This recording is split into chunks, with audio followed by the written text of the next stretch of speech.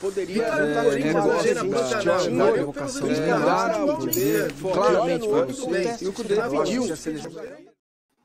Salve família, tudo bem? Bom dia, boa tarde, boa noite neste sabadão.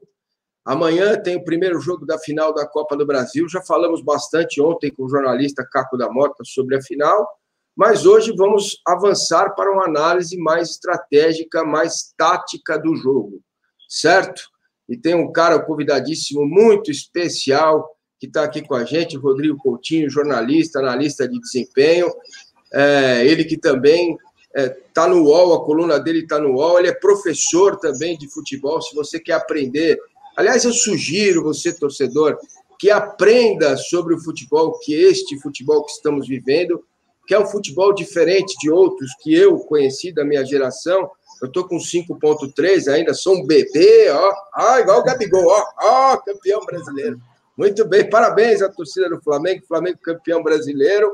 Título justo, mas a final ali foi meio esquisita, né? Ganhar campeonato perdendo o jogo, sabendo que você foi campeão pela incompetência alheia, isso é ruim. Mas não importa, ganhou o título, bicampeonato, importante para dar, quem sabe, uma paz aí para o Rogério Ceni. Mas, bom, vamos falar de Palmeiras e Grêmio, direto para o Grêmio. Rodrigo Coutinho, o Grêmio não é mais o mesmo?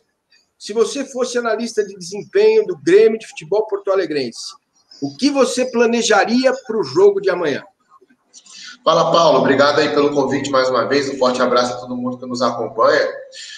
Então, o Grêmio não é mais o mesmo. Acho que é uma boa frase para começar, porque se tem muito ainda aquela ideia, né, de que o Grêmio é aquele time que foi campeão da Libertadores em 2016, né, que o Grêmio, que até fez uma boa temporada também em 17 e parte de 18 também teve um bom desempenho. Mas de lá para cá foi um time que caiu, né? Aquele Grêmio, ele não existe mais. É um time que tem mais dificuldade para criar, né? É um time que oscila o comportamento dentro de campo. A gente pode falar assim, é um time que às vezes é um pouco desconcentrado, não é tão intenso assim, e por isso que mesmo o Renato estando próximo aí de completar, né, 5 anos no comando da equipe, é um trabalho bem questionável, né, porque quando você está 5 anos à frente de um time, a tendência é de uma evolução, é de um crescimento. É claro que você perde jogadores, né, você pode ter ali momentos de desestimulação dos atletas por terem conquistado o título, é uma coisa normal isso do próprio treinador, mas de uma forma geral você tem que manter uma regularidade de um bom desempenho, coisa que não vem acontecendo com o Grêmio.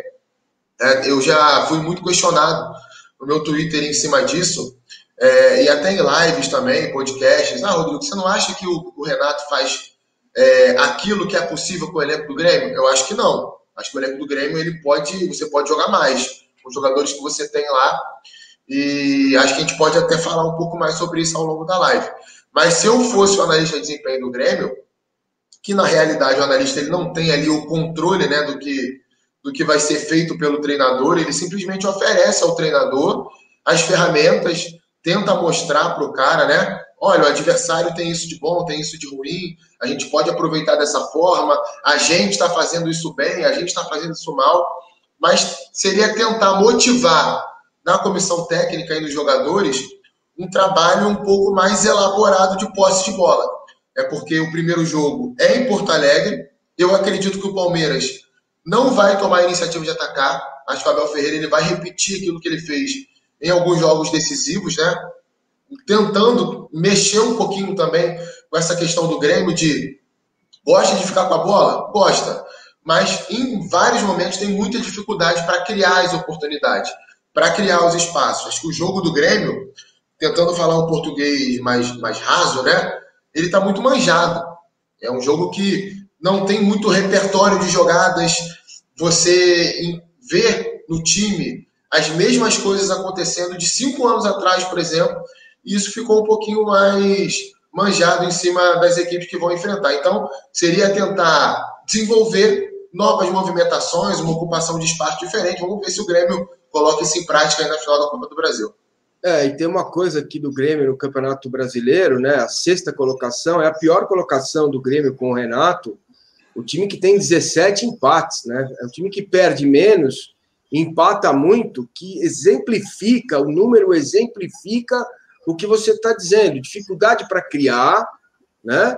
Mas, em compensação, uma consistência defensiva melhor. É o time que está se expondo menos, né? O jogo vai passar muito pelo PP, Jean-Pierre, é por aí que a coisa vai andar. A gente não vou falar de escalação, de time, porque muda muito. A gente faz o vídeo pensando numa escalação, depois muda. Eu não quero entrar nesse contexto, né? Ofensivamente, vamos falar da parte ofensiva do Grêmio. Vai sempre no PP, Diego Souza sai para fazer parede, o Alisson na direita. Você acha que ele vai com 3 atacantes e o Jean-Pierre dentro dessa proposta do primeiro jogo em casa de tentar trazer para São Paulo uma vitória, 3 pontos? Acho que sim, acho que ele vai entrar com a formação, vamos botar assim, o time base do Grêmio, né, atual com ele, que tem ali o Alisson pela direita, o PP pela esquerda, o Diego Souza de centroavante, com o Jean-Pierre como meia central. Mas eu acho que o jogo do Grêmio, ele vai passar muito pela influência que o Matheus Henrique tem no meio-campo e o Maicon, né? A gente não sabe como é que o Maicon vai estar fisicamente, se ele vai para o jogo ou não, isso é sempre uma incógnita, porque nos últimos anos, né, a gente pode botar assim, últimos meses, para tentar pegar um recorte mais curto, o Maicon ele não conseguiu ter um desempenho físico de alto nível. E a gente sabe muito bem o problema que isso pode gerar para o Grêmio, principalmente no momento da perda da bola. Né? Se ele precisa recompor rápido, se precisa fazer uma pressão ali no campo de ataque, um perde, pressiona, que o Maicon, hoje, ele não consegue oferecer isso com intensidade. E isso pode ser nocivo. Então, eu acho que o jogo do Grêmio, ele passa muito por isso, né? Matheus Henrique e Maicon ali na iniciação das jogadas, tentando dar esse ritmo. Se o Maicon não jogar, deve vir o Lucas Silva, né? Que é o jogador que vem sendo mais utilizado pelo Renato aí recentemente. Mas acho que passa muito em cima disso. É um tipo de futebol que uma ocupação de espaços, né, no campo de ataque, que quase sempre traz os pontas ali para dentro, né? O PP e o Alisson quase sempre trabalhando por dentro. Do lado direito ainda há ali uma alternância, às vezes o Alisson fica mais aberto e o Vitor Ferraz vem por dentro, mas do lado esquerdo não. O PP ele fecha e abre o corredor para o Diogo Barbosa ou para o Cortez, seja qual for o lateral utilizado. Mas as dinâmicas, a partir disso, elas não foram tão bem trabalhadas pelo Grêmio recentemente. Então você tem essa flutuação dos pontas, os laterais ocupando os corredores e uma dependência muito grande do Diego Souza nesse papel de pivô. Geralmente o Grêmio fica circulando e dá no Diego Souza. E fica dependendo de uma boa jogada dele, de um bom passe, de girar o corpo e finalizar. Não tem muita coordenação nos movimentos, né? Perto da área, você precisa ter os movimentos mais bem trabalhados, para você criar os espaços em cima da linha de defesa do time adversário. E isso, infelizmente, não é uma coisa tão constante do time do Grêmio. Ou então do Jean-Pierre tirar da cartola um passe, uma jogada individual. Enfim, são coisas que acabam acontecendo recentemente com o time do Grêmio e que poderia ser um pouquinho diferente, vide a qualidade desses jogadores. Certo, aí tem a situação do Renato, né? O Renato tem proposta do Grêmio, já está na mão dele, tem proposta do Atlético Mineiro, e aí ele está pesando o que vai decidir. A informação que chega é que, por hora, ele está pensando primeiro no Grêmio. Agora, ele quer reforços, né? O Renato pensa que para competir, ele tem falado sobre isso, já falava isso com o Jorge Jesus, né? Que caía até um pouco naquele balaio do choro, né? Chororô, que se eu tivesse 300 milhões, 100 milhões e tal. Então, acho que isso pode ser um fator. Acho que não, né? O Renato é um cara já experiente, vai pensar só nos 2 jogos da Copa do Brasil. Ele tem essas 2 propostas, o Atlético está mostrando para ele uma vitrine, né, cara, igual o gordinho quando chega na padaria, tem frango, tem cupim, o gordinho fica louco, né, o Atlético tá assim, tá cheio, tem picanha, cupim, frango assado, tem acém, tem tudo assado, beleza, polenta, batata, aí agora eu não consigo mais falar da live, eu só vou falar de comida, mas Rodrigo, eu acho que isso também é um ingrediente que pode ser um emocional. De repente, o Renato diz que não vai ficar mais, os jogadores jogam por ele. De repente, o Renato diz, não vou ficar mais, e os jogadores sentem e dá uma baixada no astral. né? Porque o Grêmio vai precisar contratar treinador e a temporada 2021 não começou, mas já começou, porque nós estamos em fevereiro de 2021.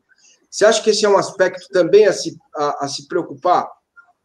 Acho que sim. É claro que assim, os jogadores do Grêmio, né, eles estão meio que acostumados nos últimos anos a vivenciar isso. Não nessa situação. A gente está vivendo uma temporada, né? A gente se confunde até se é 2020, 2021.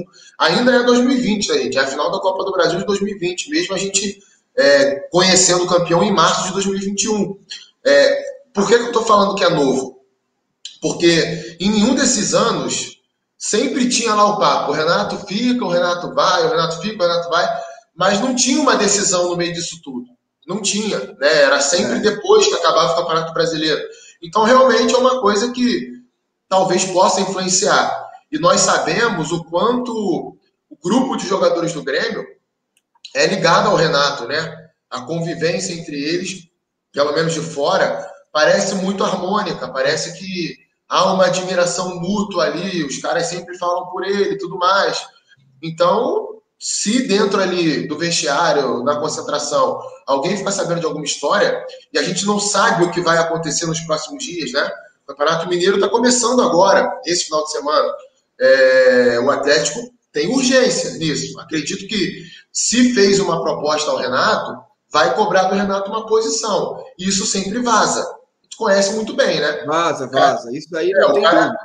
O cara, ele não fala só pro Atlético. Ele vai falar com mais alguém. E pode vazar. E se vazar, como é que isso vai chegar dentro do vestiário do Grêmio, né? Na questão da motivação, você foi muito feliz nisso. Como exemplo recente, a gente pode dar o Flamengo com o Jorge Jesus. Né? O Flamengo jogou muito mal as finais do Campeonato Carioca de 2020. E foi justamente numa situação muito parecida com essa. O Jesus fica ou não fica? Aí ficava naquela... Isso, perfeito. Se ele ficasse talvez ali todo mundo já sabia que o Jesus ia sair, menos os jogadores oficialmente, né? Então isso causa uma... Por isso que eu falo, futebol, cara, tem técnica, tática, tudo isso é importante, mas tem um ambiente, né? Os fatores ambientais do jogo influenciam diretamente na qualidade do jogo. Agora, Rodrigo, vamos lá, que nós estamos avançando aqui na questão defensiva do Grêmio. Essa consistência do Grêmio veio sem o Jeromel em muitos jogos, né? Os dois laterais do Grêmio, o Cortez, o Vitor Ferraz, enfim, eu acho que tem um caminho para o Palmeiras a explorar nos lados do campo e a ausência do Jeromel. Você acha que pode ser? Acho que sim. Assim, a questão dos laterais do Grêmio, realmente, não só... O Cortez acho que até deu uma melhorada, assim, né? Nos últimos anos, ele deu uma melhorada. Melhorou muito. Melhorou muito, verdade. E o Vitor Ferraz, né? Não é um especialista na parte defensiva, mas também acho que não compromete tanto. Eu acho que sim. A questão do Grêmio defensiva, que o Palmeiras pode explorar, passa muito pelo sistema de marcação do Grêmio. O Grêmio é um time que marca por encaixe. O que é isso? Eu sou aqui o lateral direito, o Paulo é o ponta esquerda do time adversário. Eu vou grudar no Paulo e vou ficar acompanhando ele até a jogada acabar. O Palmeiras também marca assim, mas há uma diferença entre um e outro. O Grêmio, essa perseguição, esse acompanhamento, ele é muito mais longo do que no Palmeiras. A gente vai ver, por exemplo, se o Kahneman encaixar no Luiz Adriano, o Luiz Adriano vier jogar na ponta esquerda do Palmeiras, a gente vai ver o Kahneman sair lá do miolo de zaga e vir acompanhar o Luiz Adriano aqui na ponta. Isso abre um espaço lá. Nem sempre o Grêmio consegue fazer essa ocupação, né, fazer essa cobertura no tempo correto. Depende muito da movimentação do time adversário. Aquele Flamengo e Grêmio da Libertadores passada, de 2019, foi muito baseado nisso. O Flamengo soube mexer muito bem com os encaixes do Grêmio. Bagunçava a linha defensiva do Grêmio. E o Palmeiras também tem uma boa movimentação ofensiva quando quer, quando se posta para isso. Então, acho que o Abel Ferreira até pode, mais até pensando no segundo jogo, montar uma estratégia em cima disso. Olha, o Grêmio ele tem essa questão. Os espaços vão aparecer naturalmente no sistema defensivo. É um time que marca muito forte, é um time muito concentrado sem a bola, mas tem essa questão. Não defende também os espaços, e aí o Palmeiras pode se aproveitar disso. Falando nisso, acho que o Palmeiras ganhou um cara que pode ser decisivo. O Wesley jogou um bolão contra o Atlético Mineiro. O Palmeiras perdeu o jogo, mas Olha, ele mesmo, Wesley, teve 2 chances para fazer. O Palmeiras se movimentou bem no jogo contra o Atlético. Eu gostei muito de ver o Vanderlan. O Palmeiras está com uma safra aí nova, além dessa, que já não é nova, é velha, né? Danilo, Menino, Patrick está com Covid, está fora pelo menos do primeiro jogo. O Verón voltou, mas ainda não está legal. O Wesley é uma opção, mas toda vez que o Abel vai jogar com 3 atacantes, né? 2 externos, por exemplo, 2 pontas, externo não, 2 pontas, jogar com o Rony e o Wesley, por exemplo, o time sofre defensivamente, porque o Marcos Rocha não consegue. E pensando no PP e no Cortez, nessa dupla que fisicamente é veloz e forte, eu imagino um Gabriel Menino ali como reproduzindo aquele River e Palmeiras lá na Argentina, quando o Palmeiras montou linha de 5, né, com o Marcos Rocha. Agora, não seria mais interessante, já que você tem que colocar vamos fazer assim, você tem que fazer um remendo, você perde um Wesley ou perde um Rony, você perde velocidade, decisão, né, jogadores fortes num contra um, né, o Rony menos, mas o Wesley muito, muito forte, para ter que remendar um negócio. Não é melhor jogar, então, com 3 zagueiros? Porque aí você deixa um zagueiro olhando para o seu lado direito, né? Pode ser o Kusevich, que é bom jogador, ou o próprio Luan, e o Menino numa linha mais avançada, um 3-4-3, uma coisa assim. Isso é o que eu penso. Queria te ouvir sobre essa ideia, já emendo dizendo que ele não vai fazer isso, tá? Ele vai com o Marcos Rocha ou o Mike, né? E os 2 ficaram em São Paulo, nenhum dos 2 viajou, e o Gabriel Menino voltou, já treinou. Então, a possibilidade é essa, para tentar, defensivamente, com o olhar do Palmeiras, pensando em 2 jogos, dar uma segurada no Grêmio.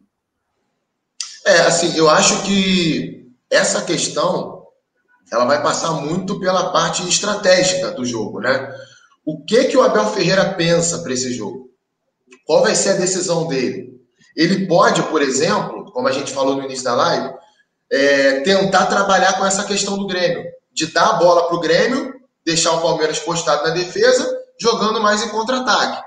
Ele pode fazer isso. Se ele fizer isso, aí eu acredito que ele vai realmente repetir essa questão de montar a linha de 5 atrás, com o Gabriel Menino recompondo ali pela direita e o Marcos Rocha compondo um trio, né, central ali com o Luan e com o Gustavo Gomes. Por que ele não bota um zagueiro, então, quando ele faz isso? No meu modo de entender, eu nunca vi o Abel Ferreira falando sobre isso, gostaria até de ver um dia, mas na minha leitura, não sei se eu estou certo ou estou errado, acho que ele pode fazer isso pensando em ter um repertório também, caso aquilo que ele planejou inicialmente não dê certo. Por exemplo, vamos supor que o Palmeiras entre em campo lá, montando a linha de defesa, dando a bola para o Grêmio e joga no contra-ataque. Mas o Grêmio vai lá e faz um gol de bola parada com 5 minutos.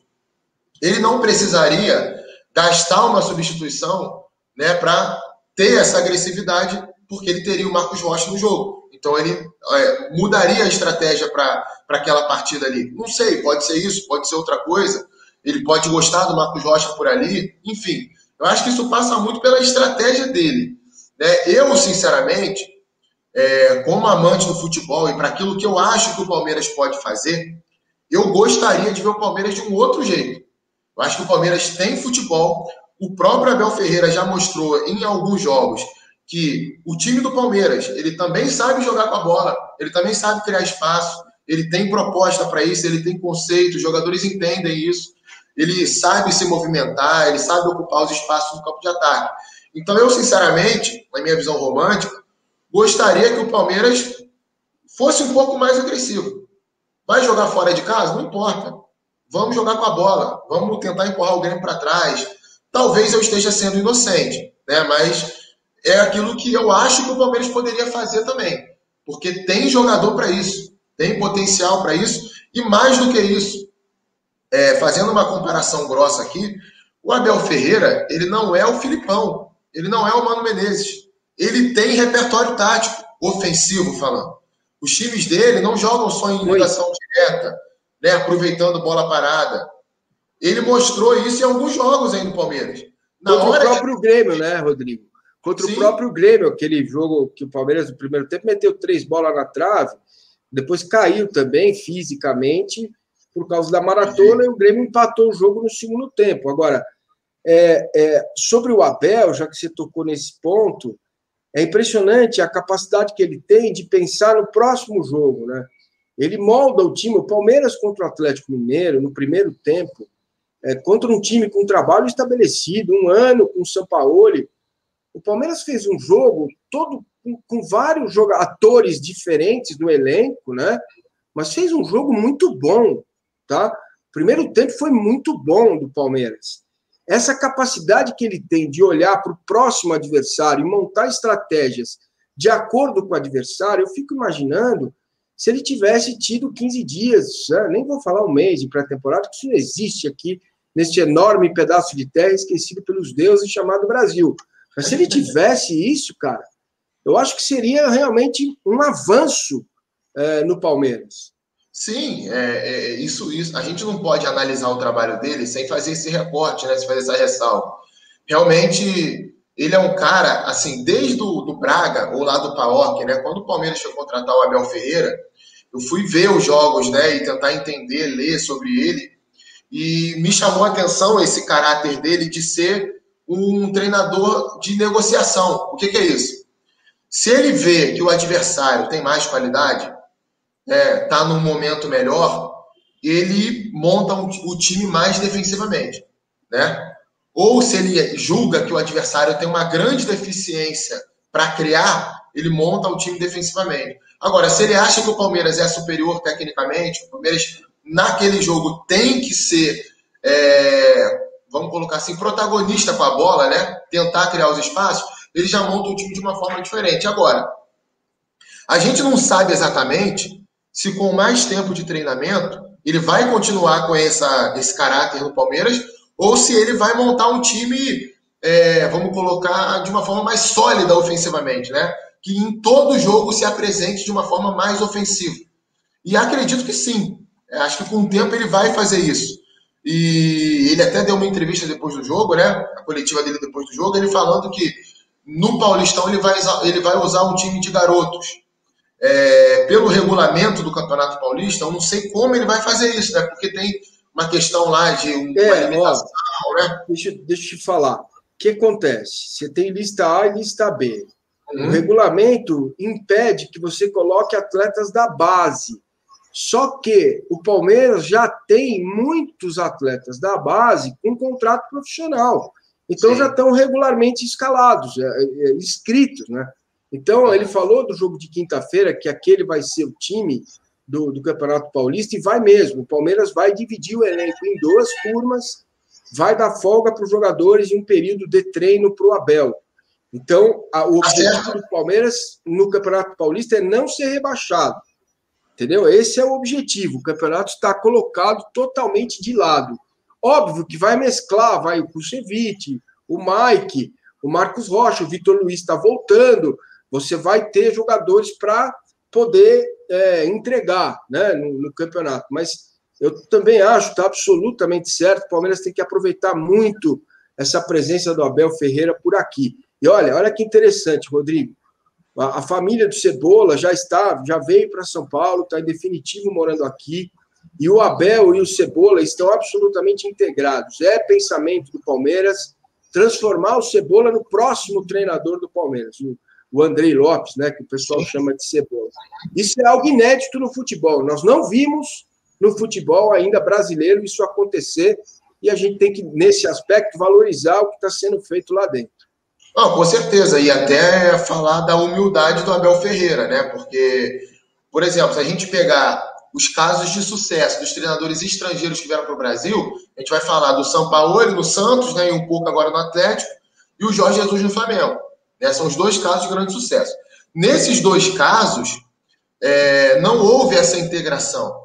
Muito pelo contrário, o Sampaoli, eu sei, por exemplo, de bastidores, do Serginho Chulapa, que fazia parte da comissão técnica do Santos, queria dar uma porrada no Sampaoli, porque o Sampaoli não permitia que ele se aproximasse do trabalho. E no Flamengo, aconteceu coisa muito parecida, não de agressão, mas o Jorge Jesus ele falou, ó, com fulano, Beltrano e Ciclano eu não trabalho, eu vou trazer a minha comissão, e aí esses caras saem dos clubes e não se aproveita o legado, né? Não se deixa nada em termos de treinamento, né? Não, sabe, é importante isso, você ter um cara assim, um cara que está num nível acima dos outros treinadores do futebol brasileiro, mas ao mesmo tempo você poder fazer que o seu clube, os profissionais do seu clube, também bebam dessa fonte, também possam evoluir junto com aquele cara ali. No Flamengo, no Atlético, no Santos, isso não foi feito. No Atlético até um pouquinho mais, porque tem lá o Leandro Zago, que é o treinador do 23, que é um bom treinador também, já tinha lá, e ele conseguiu ter uma certa relação ali com a comissão técnica do São Paulo, mas acredito que da forma que vem sendo feito no Palmeiras não foi feito ainda. Isso realmente tem que ser elogiado, tem que ser considerado. Beleza. Rodrigo, vamos para a gente encerrar. Primeiro quero pedir para você que está vendo a gente, senta o dedo aí no like, se inscreve no canal, conta para todo mundo, seja fofoqueiro, é boa fofoca, fala que o canal está no ar, por favor, me ajude a fazer o canal crescer. Quem sabe eu contrato o Rodrigo para fazer todo sábado um material para nós, específico, né? Vamos fazer, a gente faz por encomenda. É Palmeiras, não sei, Palmeiras, e depois sobra até Campeonato Brasileiro, jogos importantes a gente faz também. Certo, Rodrigão? Beleza, olha aqui. Bom, torcida do Palmeiras me enlouquece com Felipe Melo. Não dá mais, não tem condição, não joga nada, não aguenta. Bom, vamos lá. Ele vai ter o Melo, ele vai ter o Danilo, ele vai ter o Zé Rafael e o Veiga. E o menino, se a gente pensar no raciocínio anterior, vai lá para a direita. Desses quatro, você acha que o Felipe Melo compromete o meio-campo do Palmeiras? Então, comprometer eu acho que é muito, né? Acho que é demais. Mas, sem dúvida, o momento, na minha visão, é do Danilo. Eu acho que o Felipe Melo ele é um jogador que pode estar no elenco. A gente pode discutir custo-benefício, né? Porque tem um salário alto e hoje não seria titular do Palmeiras.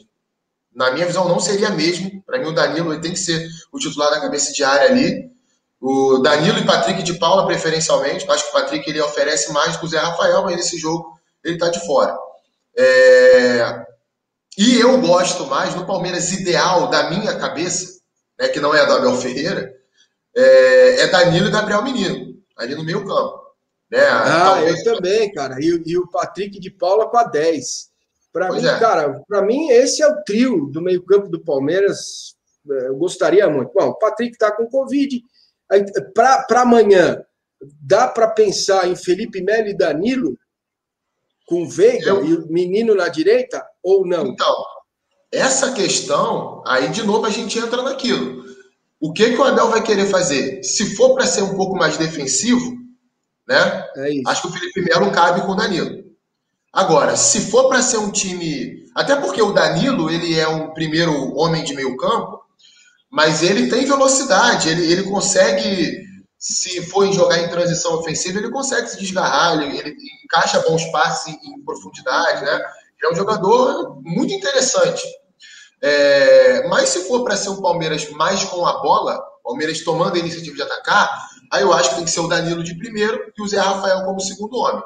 Nesse caso específico do jogo de amanhã, com o Rafael Veiga um pouco mais avançado. Vai depender muito daquilo que o Abel quer para o time. O Felipe Melo, ele traz para o time do Palmeiras um posicionamento melhor à frente da área. Acho que ele tem um posicionamento muito bom ali e uma bola parada muito boa, tanto ofensiva quanto defensiva. E o passe, né, Rodrigo? Ele põe a bola onde quer, né, cara? Eu gosto muito. Porque aí, sabe o que acontece? O Rodrigo, o Felipe Melo desperta em mim o meu gene futebolístico envelhecido, que não é desse futebol que a gente fala aqui. Por quê? Cara, ele joga com a cabeça erguida, ele põe a bola onde quer. Aí, quando ele faz isso, eu fico olhando para o que ele fez, né? É muito bom de ver. Mas aí é questão de adaptação do futebol de hoje, que é diferente daquilo que eu sempre falo isso, daquilo que eu me acostumei a ver. Ele perde um pouquinho na questão da dinâmica, né? Ele ele é um jogador mais pesado, então ele não consegue mais oferecer aquilo que ele oferecia, por exemplo, há 3 anos atrás, vamos botar assim, né? Quando ele chegou ali ao Palmeiras. Então, para alguns jogos serve, para outros não. Não acho que seja um jogador que tenha que sair do Palmeiras, não é isso. Talvez uma readequação salarial em virtude do novo status dele no elenco, né? Quando ele renovou o contrato com o Palmeiras, ele era titular absoluto, ele era um dos caras do time. Hoje essa realidade ela não se mostra mais. Então seria de bom tom que o Palmeiras sentasse com ele, quando fosse renovar o contrato, se é do interesse do Palmeiras e dele, que se fizesse uma readequação, porque o status dele dentro do grupo de jogadores mudou. Muito bem, tá aí. Rodrigo Coutinho, cara, quero te agradecer. Falamos aí um pouco de Grêmio, de Palmeiras, de possibilidades táticas, técnicas. Agora a gente não tem as informações, não estamos lá dentro, tem que esperar sair a escalação. Eu quero lembrar vocês que domingo, assim que a bola parar de rolar, tem live no canal, a gente vai falar sobre o jogo, sobre o primeiro jogo da final, e tem muito conteúdo também bacana programado para a semana que vem. Segunda-feira eu vou conversar com um médico especialista em medicina do esporte de alto rendimento para falar dessa maratona desenfreada que os jogadores estão passando. Estou também produzindo um vídeo com a KPMG, que assinou um contrato com o Sindicato dos Jogadores Mundial para fazer rastreamento qualitativo, quantitativo do desgaste, da quantidade de jogos. Só que a entrevista é em inglês, eu quero colocar legenda, então dá um pouquinho de trabalho, mas a gente está produzindo. Tem muito conteúdo bom aqui no canal. Rodrigo, muito obrigado, bom sábado para você. Rio de Janeiro, como é que alguém pode trabalhar no Rio de Janeiro? Eu não posso. O Rio de Janeiro não é para... Só os heróis como o Rodrigo Coutinho conseguem trabalhar no Rio de Janeiro. Um abraço, meu amigo, obrigado, viu? Um abraço, Paulo. Obrigado mais uma vez aí pela oportunidade, né, de estar conversando com você e com seus seguidores. E sábado que vem a gente está de volta aí. Vamos continuar falando aí de Palmeiras e Grêmio, né? Vou preparar umas telas aí bacanas para a gente projetar esse segundo jogo, muito voltado daquilo que acontecer amanhã. Vou dar uma observada e tentar projetar o que pode ter aí na segunda partida. A gente tenta, né, cara? Sábado, né? Um solzinho aqui no Rio. Vamos ver o que a gente vai fazer com a patroa aí para poder trabalhar um pouquinho mais tarde. Um abraço, amigo. Vamos chegar numa quadra de escola de samba, da Mocidade, da Mangueira, que eu gosto de todas, né? Se eu fosse jurado de escola de samba, estaria tudo empatado, todo mundo com 10. Você olha aquele negócio maravilhoso. Rapaz, para enferrar, uma vez eu peguei um carro aqui e fui assistir a final, o desfile da Portela, que falava de um sujeito chamado Barão, que era um cavalo chamado Barão. Você não sabe, Rodrigo, mas eu tenho um cavalo que está aposentado que chama Barão. E aí eu fui, sentei lá na Marquês de Sapucaí, coisa maravilhosa. Fora os dias que trabalhei lá, aí no Rio, cobrindo o carnaval pela rádio, e aqui em São Paulo também. O carnaval é maravilhoso, não vi ninguém ganhar nem perder, porque é sensacional. Imagina, eu entro numa quadra dessa, eu não saio nunca, eu só saio quando o tantã parar. É isso aí. Um grande abraço, valeu, até a próxima, hein? Valeu, Paulo, até a próxima. Tá fazendo falta, né? Vamos torcer para essa pandemia passar aí, para a gente poder curtir o carnaval aqui. Eu tô com muita saudade. Realmente esse ano foi melancólico, né? Fevereiro foi, para quem está acostumado, quem vive no carnaval desde novo como eu, foi difícil. Mas vamos lá, vamos superar isso aí por um bem maior. Um abraço, meu amigo. Valeu, Rodrigo. Obrigado. Bom, vou deixar aqui então os últimos recadinhos para vocês. Se inscreve no canal, faz fofoca, boa fofoca, essa é a boa fofoca, tá bom? Do canal do Massa. Não alimente os animais, presta atenção, 2 jogos, Copa do Brasil, certo? Os animais já estão preparados. Não alimente os animais, não alimente, ignora, deixa para lá, tá? Para quem não sabe, tem aí no post, tem aqui no canal, este vídeo que eu gravei, falando sobre isso, né, de tudo que aconteceu na história do Palmeiras e por que uma parte pequena da mídia tem... quais são as causas disso, né, desse ranço um pouquinho com o Palmeiras. E você pode ver o vídeo aí, tem 9 minutos, para você entender a origem disso tudo. Lá, Jornal Estado de São Paulo, 1917, a imigração dos italianos, tá tudo lá. Fica à vontade, curte o conteúdo do canal, responda as minhas enquetes e, Um beijo do Gordo, um abraço do Massa. E amanhã, domingo, tem live logo depois que a bola parar lá na Arena do Grêmio. Tá fechado? Bom sábado para quem está no Rio de Janeiro. Que maravilha, hein? Para quem está em São Paulo, aquela feijuca, que também está tudo bem. Para quem está no Brasil inteiro, se cuide, use máscara e vamos tentar segurar esse vírus desgraçado. Abraço, até mais.